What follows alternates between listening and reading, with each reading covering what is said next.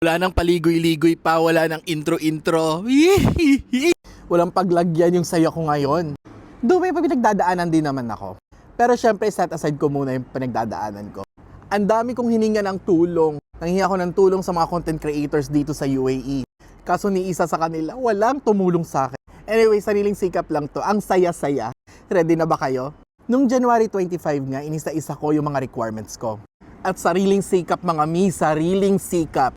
Siyempre tatayo tayo sa sarili nating mga paa at ipagmamalaki natin na kinaya natin ito.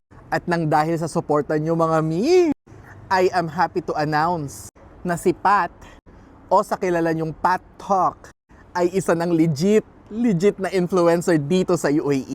Mi, approve na ang license natin. Siyempre hindi tayo pakakabog. Pak, sila tayong legit na content creator at ito pa, malala mga mi. License na rin tayo sa Media Council ng UAE.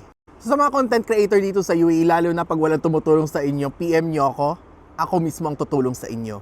So si Pat Talk ay ready na for any brand collaborations.